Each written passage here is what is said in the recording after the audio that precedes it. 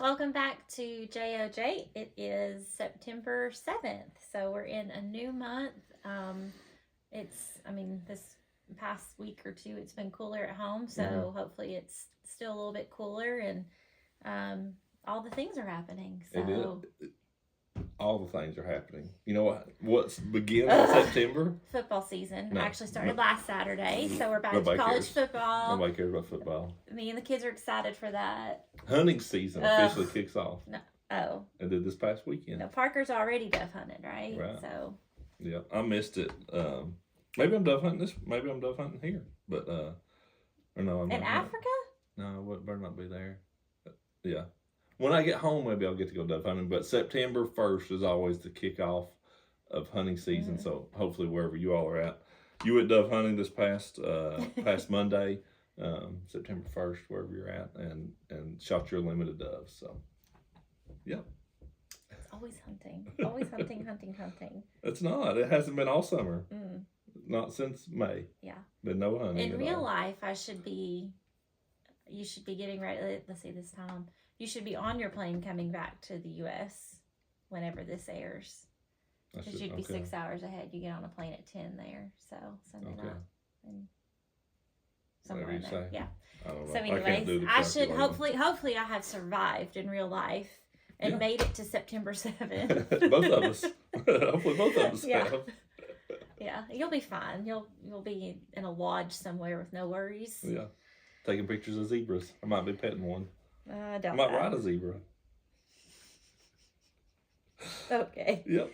Okay. What's our Bible verse today? All right. Deuteronomy 31:19 says, I'm offering you life or death, blessings or curses. Now choose life. If you gave a big old fat bass the choice of hitting a hot skillet or being kissed and released, which do you think she would choose? I'm going to bet she'd rather avoid the hot grease no matter how bad a kisser you are. Jimmy says that because he kisses every bass he's ever caught. Yet God has given us that same choice, and many do indeed choose the frying pan. Why is that? Is it too difficult or too simple to believe? It is simple.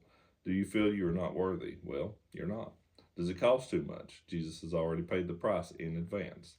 Do you not have the time for God? Eternity is forever. That fish we hold in our hands is at our mercy for life or death. We are at God's mercy, but unlike that bass, we have a choice. Well, that is straight to the point right there. Yeah. And it is completely our choice. And I mean, Jimmy lays it out there. Is it too hard, or is it too difficult, or too simple? It truly is really simple. Well, it's so simple that it seems like it shouldn't be that simple. So then you question if it's that simple. Right. Like, I feel like a lot, especially like being like kids getting saved younger, because like, we're both, I was a little bit younger than you, but seeing it even in our kids is like, things are simple when you're little, but it's as you get teenagers, young adults, and that's when things really kind of can unravel. So then you wonder, like, okay, well, was I, it sends a whole thing because it is so simple. Yeah. And not only do you start having life experience and you start doing this, and then it kind of makes you question, but that's the devil working in that in you. Oh, it's very much what that is, because that childlike faith that, I feel like we saw in our children, that we see in other children, that, gets tainted by the world. It very much gets tainted. And that once you start having knowledge and start understanding in that 4, 5, 6 years old, and you're beginning to understand things, but it is that childlike faith that God calls us all to have, and that those children are so untainted at that point that there's no other reason to not believe. But then even they've come to faith, but then the devil really starts working. Start trying to work on them, because up to that point you're his until you're saved. Yeah.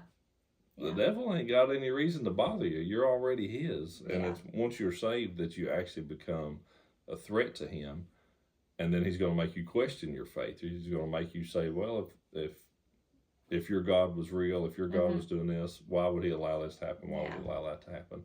And that's the time when he really tries to work in it to keep you from being effective. So because it truly is that simple.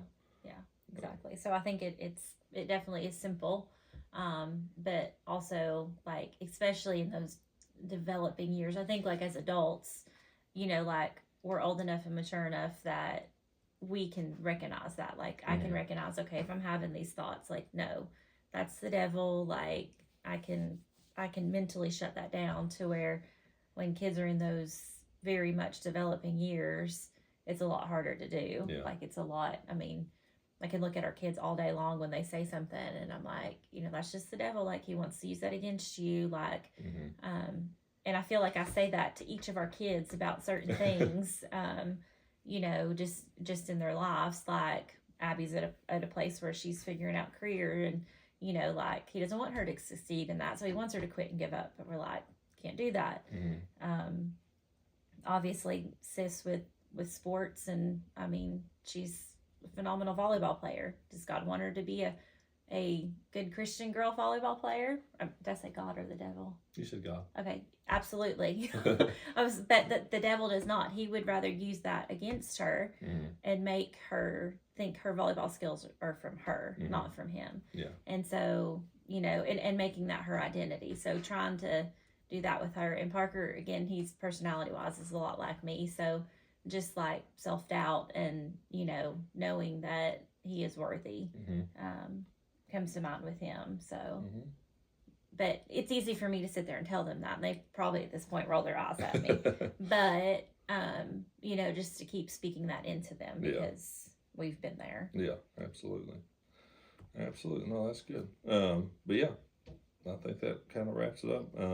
But to remember, just like what Jimmy says in here, the great news, the great part of it is that Jesus has already paid that price. It doesn't cost us anything. We actually gain everything because of it. So that's what's in store for us. So make that choice. If you've never given your life to Christ, never prayed to receive Him, do that today. It is your choice. It's a free gift, but it is a gift. It's your choice to accept it or deny it. So unlike that fish. Unlike that poor fish. Don't worry, if it's a bass, we won't put it in the frying pan. Yeah, walleye. You're in trouble. Yep, you're in trouble. All right, y'all have a great rest of your Sunday, and we will see you back here next week.